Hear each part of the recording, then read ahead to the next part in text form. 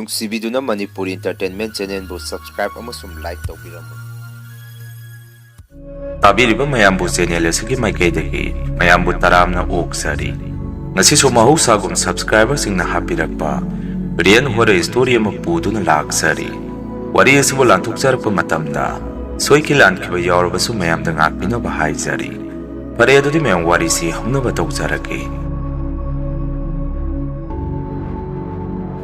ꯑꯩꯒꯤ ꯃꯤꯡ ꯁꯤꯂꯩꯃ ꯀꯧꯏ꯫ ꯋꯥꯔꯤꯁꯤ ꯃꯇꯝ ꯑꯃꯗ ꯑꯁꯦꯡꯕ ꯊꯣꯛꯈꯤꯕ ꯋꯥꯔꯤ ꯑꯃꯅꯤ꯫ ꯑꯩꯈꯣꯏꯒꯤꯗꯤ ꯈꯨꯡꯒꯪ ꯑꯣꯏꯕꯅꯤꯅ ꯄꯨꯈ꯭ꯔꯤꯒꯤ ꯏꯁꯤꯡꯁꯤꯅ ꯆꯥꯕ ꯊꯛꯄ ꯐꯤꯁꯨ ꯐꯤꯖꯥꯝ ꯄꯨꯝꯅꯃꯛꯁꯤ ꯇꯧꯔꯝꯃꯤ꯫ ꯑꯗꯨꯒ ꯂꯩꯀꯥꯏꯒꯤ ꯄꯨꯈ꯭ꯔꯤ ꯆꯧꯕꯁꯤꯁꯨ ꯑꯩꯈꯣꯏꯒꯗꯤ ꯈꯔ ꯑꯗꯨꯝ ꯂꯥꯞꯅꯔꯝꯃꯤ꯫ ꯑꯗꯨꯅ ꯌꯨꯝꯒꯤ ꯑꯣꯏꯅ ꯑꯩꯈꯣꯏꯗꯤ ꯊꯥꯏꯅꯗꯒꯤ ꯑꯩꯈꯣꯏꯒꯤ ꯂꯩꯖꯔꯕ ꯄꯨꯈ꯭ꯔꯤ ꯑꯁꯤꯗꯒꯤ ꯏꯁꯤꯡ ꯑꯗꯨꯝ ꯁꯤꯖꯤꯟꯅꯔꯝꯃꯤ꯫ ꯑꯁꯥꯏꯗ ꯂꯩꯕ ꯃꯤꯗꯤ ꯄꯨꯈ꯭ꯔꯤ ꯆꯧꯗꯨ ꯇꯝꯅ ꯆꯠꯄ ꯇꯜꯂꯤ, ꯂꯥꯞꯄꯤ ꯍꯥꯏꯗꯅ ꯑꯩꯈꯣꯏꯒꯤ ꯄꯨꯈ꯭ꯔꯤ ꯑꯁꯤꯗꯒꯤ ꯃꯌꯥꯝꯁꯤ ꯏꯁꯤꯡ ꯑꯗꯨꯝ ꯁꯤꯖꯤꯟꯅꯔꯝꯃꯤ꯫ ꯕꯕꯥꯗꯤ ꯏꯁꯧ ꯌꯥꯝꯅ ꯂꯥꯡꯒꯜꯂꯤ꯫ ꯃꯌꯥꯝꯅ ꯄꯨꯈ꯭ꯔꯤ ꯑꯁꯤꯗ ꯏꯁꯤꯡ ꯁꯤꯖꯤꯟꯅꯕ ꯂꯥꯛꯄꯗ ꯕꯕꯥꯅ ꯑꯁꯨꯝꯅ ꯍꯦꯛꯇ ꯍꯥꯏ, "ꯊꯪꯅ ꯆꯥꯅꯔꯤꯕ ꯄꯨꯈ꯭ꯔꯤꯅꯤ ꯑꯗꯨꯅ ꯅꯈꯣꯏ ꯆꯨꯞꯆꯥꯞ ꯄꯨꯈ꯭ꯔꯤ ꯑꯁꯤꯗ ꯍꯦꯛꯇ ꯇꯧꯁꯟꯒꯅꯨ꯫ ꯐꯖꯅ ꯏꯁꯤꯡ ꯀꯟꯈꯠꯂꯒ ꯁꯤꯖꯤꯟꯅꯧ."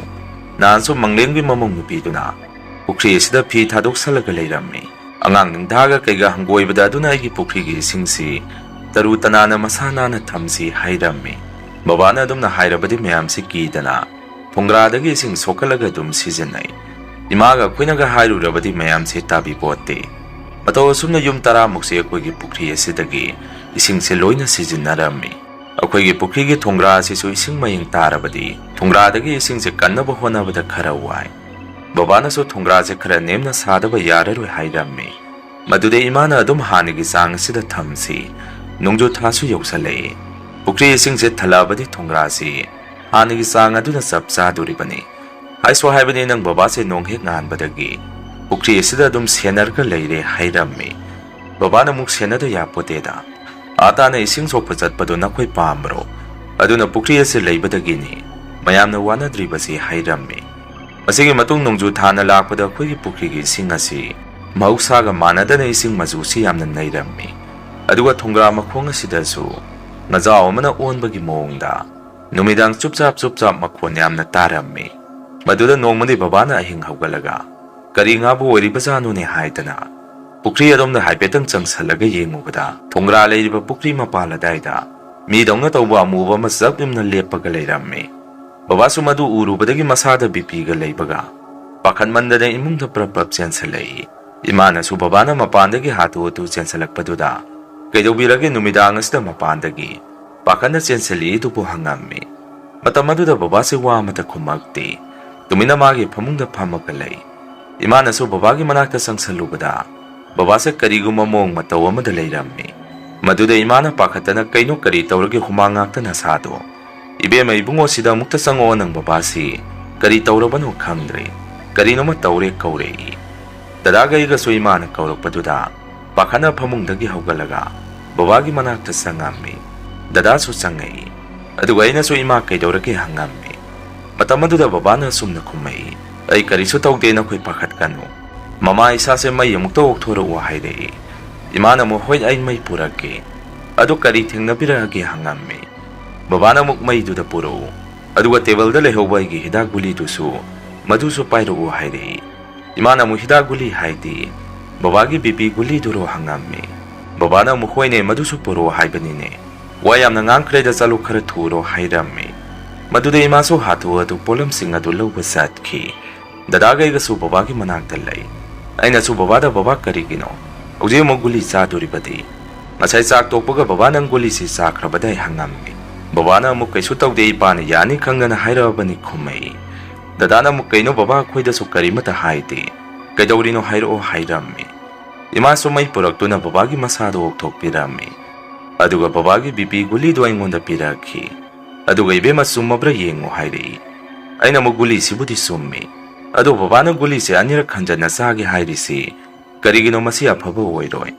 ꯃꯁꯥꯁꯤꯁꯨ ꯍꯨꯃꯥꯡ ꯉꯥꯛꯇ ꯏꯃꯥ ꯐꯤ ꯑꯃ ꯄꯨꯔꯛꯎ, ꯕꯕꯥꯁꯦ ꯑꯃꯨꯛꯇ ꯅꯥꯟꯊꯣꯛꯄꯤꯒꯦ" ꯍꯥꯏꯔꯝꯃꯤ꯫ ꯃꯗꯨꯗ ꯕꯕꯥꯅ, "ꯌꯥꯔꯅꯤ, ꯁꯤ ꯍꯤꯗꯥꯛꯇꯨꯗ ꯄꯨꯔꯛꯎ, ꯏꯁꯤꯡꯗꯤ ꯀꯗꯥꯏ ꯄꯤꯔꯛꯑꯣ ꯍꯥꯏꯗꯅ" ꯕꯕꯥꯅ ꯍꯤꯗꯥꯛ ꯒꯨꯂꯤ ꯑꯗꯨ ꯑꯩꯉꯣꯟꯗꯒꯤ ꯇꯥꯞ ꯂꯥꯎꯅ ꯂꯧꯈꯤ꯫ ꯑꯗꯨꯒ ꯏꯁꯤꯡꯗꯨꯒ ꯒꯨꯂꯤꯗꯨꯒ ꯆꯥꯁꯟꯈ꯭ꯔꯒ ꯐꯃꯨꯡꯗ ꯂꯣꯡꯊꯣꯛꯑꯒ ꯂꯩꯔꯝꯃꯤ꯫ ꯑꯩꯈꯣꯏꯗ ꯍꯥꯏꯗꯣꯔꯛꯎꯁꯨ ꯌꯥꯗꯦ꯫ Dadadi tumurani haidana phamungda sangkhre. Imaga igade hing tumdabi bababu question senaduna dum leirammi. Nongheng anbagadi babasi siengne iru luja thoga. Lala to namada sieng lei hapaga. Pukri romda satki. Koisu babagi mong mataw aduda. Ngangna muna yeng tuna lei. Sieng lei adu babana pukri mapan. Thonggra Makhong da thaduamaga amuk karei. Aduwa khoida musum na hairei. Ngarang ay numidang haugalakpada pukri mapan la saida. Karino mathingnay adugini khumai. Ay mo baba kaino thingnari do lairo miro hangammi. Babana mukhang deda laira mira. Asukiba matam se sumaina amukphok tawrakhidri. Gyan tade ngarang gi mong do kaino haiba. Yare kari soira moise. Nakoiso nasa nasagi thabak tawjaruro hairamaga. Magi kada sangki. Imaga igaso mapanda ingak-ngak na leirammi. Ay na imada mo ima. Babana numidang de thingnari do bukari wari bazano. Lekagi mide ahingdadi sing sokpa laamoy. Andak marak numidang da supukriya si. Supsap karino saptra mayam na tawi. Ay buki sale pukri mapanda sangdoy si hayrammi. Imana mukari sukhaluno da. Ako'y kagda sizinaba pukri sunati. Ngayag leragade mi mayama malak narani. Ising sokpa. Amumo asayda laitin mati pongbo wirini. Namana ngagnibadi numidang adudabu napana. Aday dudabu kaidobo sanguri bazano. Yare na koisu pukanda kanjalurano. Aduna hena wakanda akiba pong nabane. Salo sak tongturo nang su kolesa ni haibadai. Tiangkrani hairei. Nong nini lairagade yumthang naba kakama koigida laga sumna hairei. Kaino khatonogi pukri se ngazaw yamna lairamane da. Ahinga se yamna onba makhontai. Nong mangba numitana heli. Ay khoya mukta thadaraga yengsira khangde. Asumna kakaduna hairei. Babana mu inaw bi khoiga supunoda. Karaidagi ngano ngaga leiramoy. Ngagi mahut linjaw mo ina thujani. Sumaina handak se sabuk sabak makhon yamna tai. Akoidi kibukire sangla kadaba tawjaruno dasa tajani hairammi. Kakaduna muk khaton kanana khangni ngajaw ma thurabadi. Numidang isang haungnida. Khaton ga khoiga yenaraga loire. Ado khaton haiso haibane ay khoy mukta thadaraga yengeda hairammi. Babana muk tawruno kanaro inang na khoy thaba haururaga. Mayam sina muk kuraga mari. Ida khoy thaba lakna bani. Nga sauba kaisu leiramoy. Anagi ayuk nga khradi leibani. Madu thurakna bani kanaro itongno hairammi. Adumna kakaduga babaga wari sanaringay. Pelekada wakan kidang soy binupi amalay. Hojiki nupi mauksi isingda yamna ngawi. Nong madaga mari mangamuk iruzay. Kalen waigara ng tamtha waigara. Ako'y natumaga hawan narakringay. Ayuk angan bada madi ako'y ipukriya sida. Irujarga hekta kakalai. Babana so angawi nang nasige kayarakti irujarure. Ay naubada di siga ahumlakti surong bada mali haidana. Babana nupi duda lang nabirami. Maduda nupi duna sumna kumai. Kakay di kakahoy gipukrigi sing siyam na pamzay. Sing siyam na suluy. Mayam gipukri sa wising asiti muat pada mayam gi. Nura mayama matung salabanina. Adoy hanggoy kakahoy gipukri sidi. Darutanan yam na siyengi kumai. Babana muk masida tana bahaydana. Ay nawana siyana zaribani. Masida kanago makharana di ay si pukri asida siyanarga lay haybasu yawribani. Ado ko'y mayam di pukri gi singa che takso taknaribanina. Kara luna nana tamdaba yate. Maung naha chajin bis sing sini ay nahanggoy ribasi. Ay hek udingay kanagi angangi ningda amon akay hekta samsalaga. Pukri asida hekta layrammi. Maduday na so hekta ngangbani hayrammi. Paduki nupido na mukakay di tawjate ko. Ay di dum kangkalaga sijinay kumai.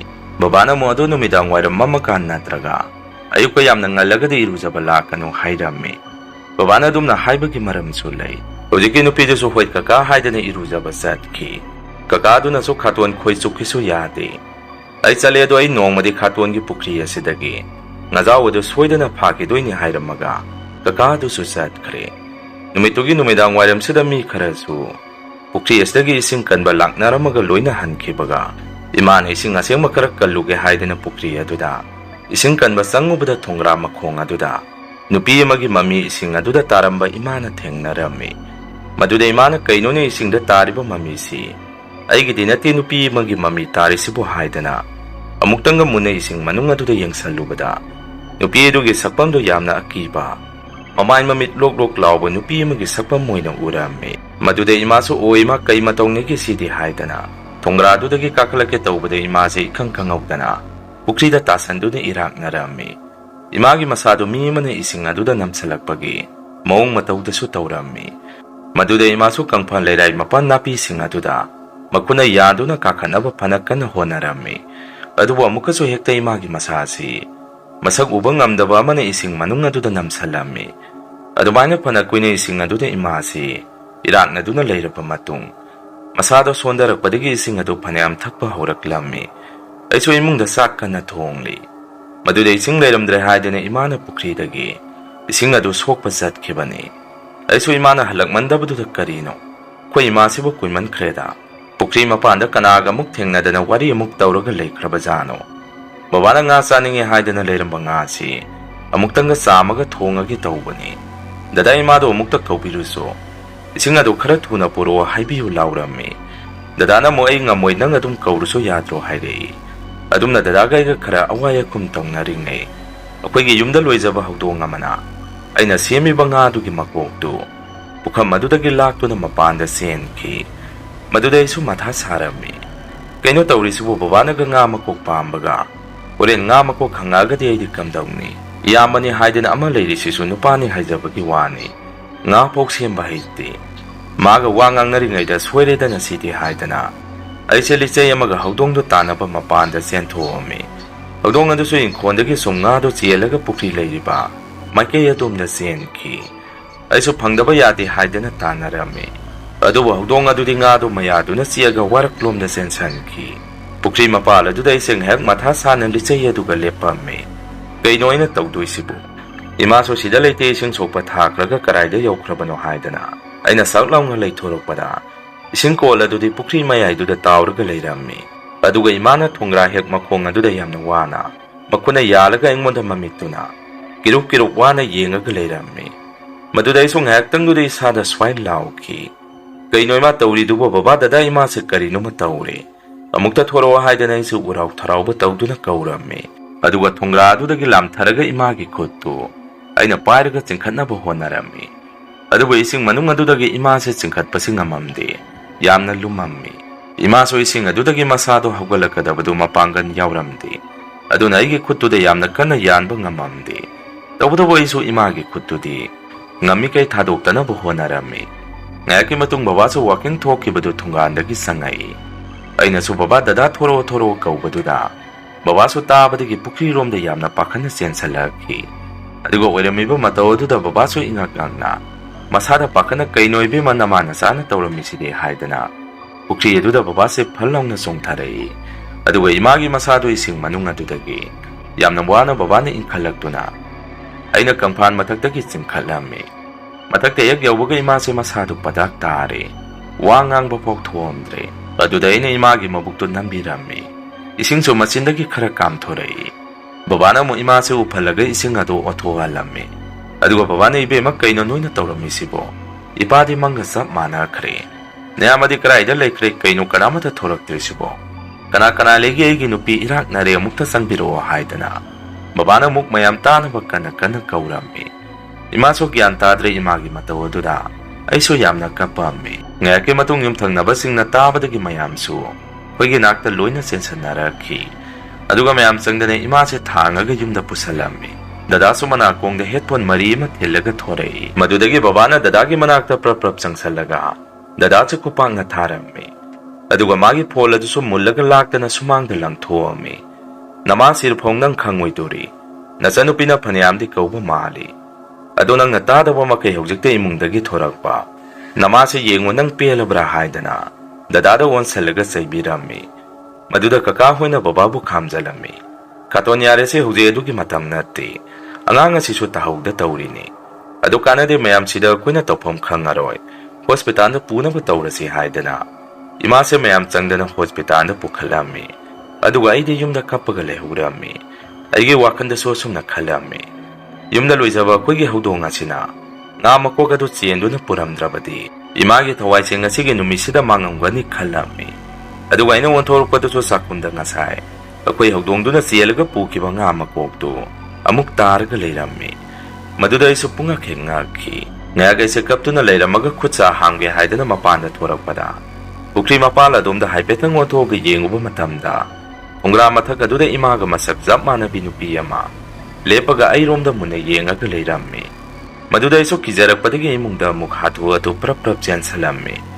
Wakanda so kaino taurisibu imaga masak zap manabi nupi ama Thonggrada leptuna leirambibasibo natraga imado koibu thadoga sakhrabazaro imagi thawai oiribazaro haidana aise mukucho so chingduna yamna kapammi kona pung thengjala kana mayam changdana imase kaisu tawdre haidana mayamna yumda putharakhi maduda isu wakanda waramba kayadu pukokki imaso yumda halakpadadi gyan targa hala ami imabu doctor da pukatpiramba mayam dunasu Ayeng nongalaga thawai mi kaphalu kaino ngasi tawramisibu thabu thajade akoisu ado phare isona chanbidana karisu tahogdre Thonggra sesu isang kasalabani maduda hek nathakiba oirini kaisu tawraro imung manung na koisu pakhalanu akoisu salage hadana mayam so mukloina hanaki aisu imagi manakta samsalaga ima karisu tawdrabu hangamme maduda imana aige khut ase pairakhi aduga tamna ima karisu tawdre Isala amdrabadi ima aroiba oiramgadabani haidana ima se mamitagi mapi sentharami aisu kakpaptuna ima yare se karisu tawraroi ado sak ngamabro ai sak thongmurage hairami imana muklamde ima sak saningde ado nayambaga nang babaga de lamambasu yare pungchu thenga sak thongbidriba oiragade thongtokpiruro hairakhi madudage isu sak to thuna loisalunaba sakhumda muksangami babaga muk ima se lehokhi dadadi magi phone do babana ngasai langkhai kibaduda Mathwai nungai traba mali magi kada tumina leikhi imana babana su kamaina tawrino masigi pukri je andak parak mong matawami tawtawi aduga ise noida haidabagi wani ngarang nahan mangsu yamna nungai ramde adu ngasi se si thok turibagi oiriba jani pukri ase laitin khoram thokpra natraga ising ase loina si thok khibra ama tawdaba yare roi hairammi madude imasu karisu khumde tumina lei babana muk phare na song hak pothajaro Nasanupi na sak thongba haukrabane ngayak leiraga sathoknaba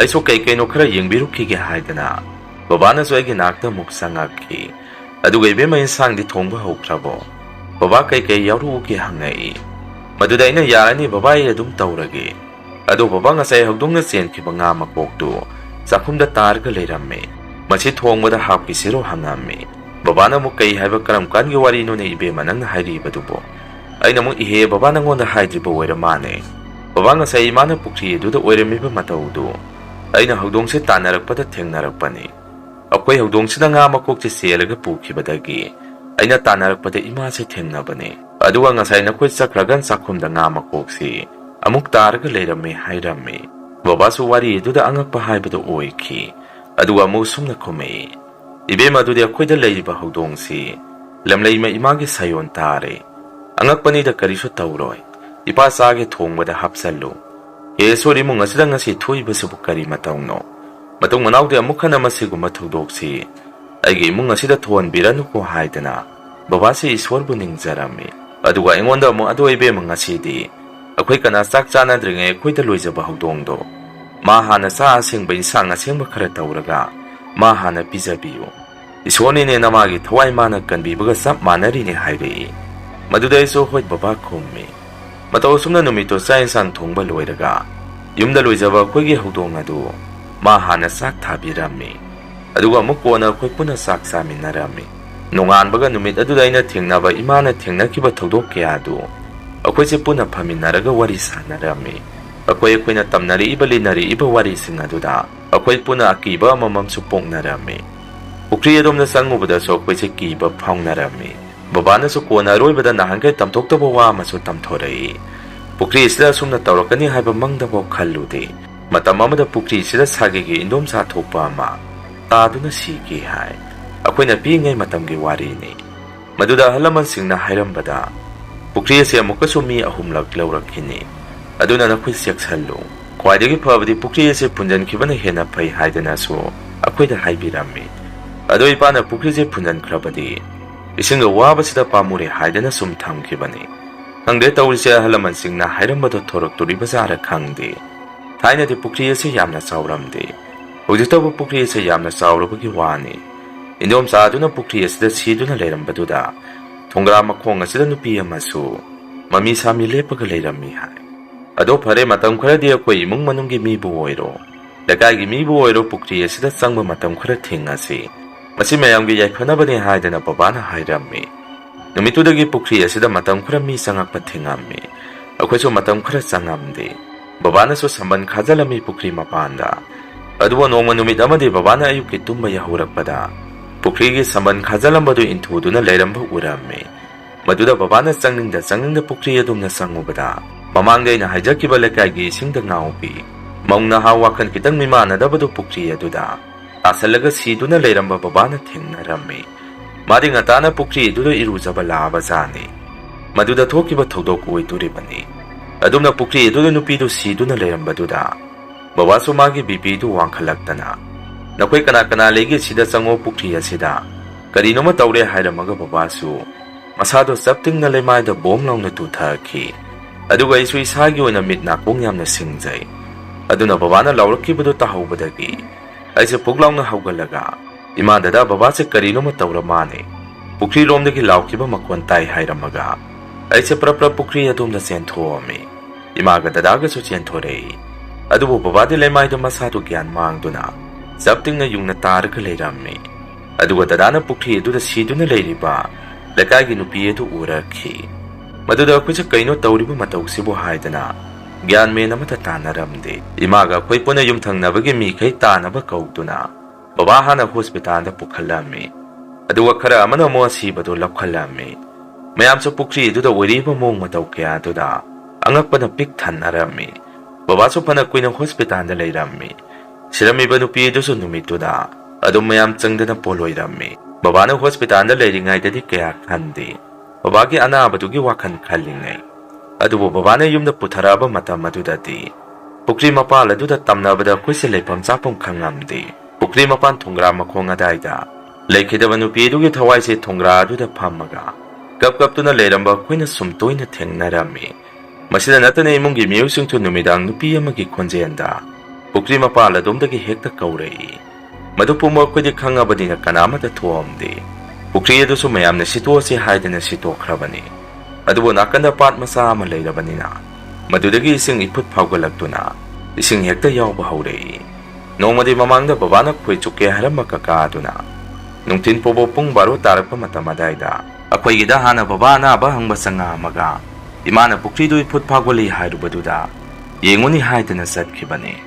Maduda kakaduna pukri mapala daidu yawrakpada.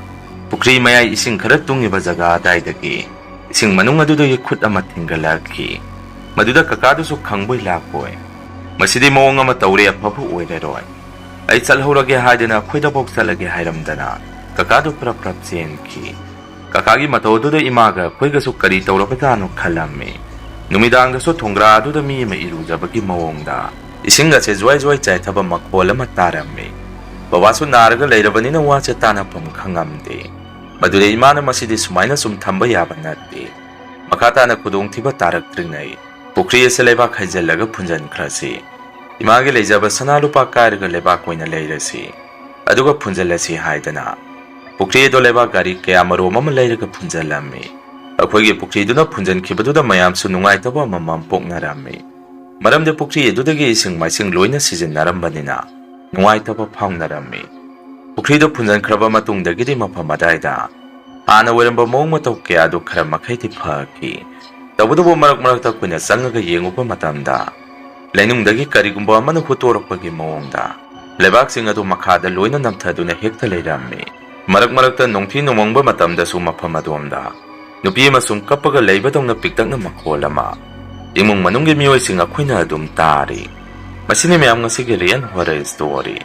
Mathangi wari thagalakpada mayam punamuk thengnarasi. Ngasigidi mayamdagi kainanaba video lauzari.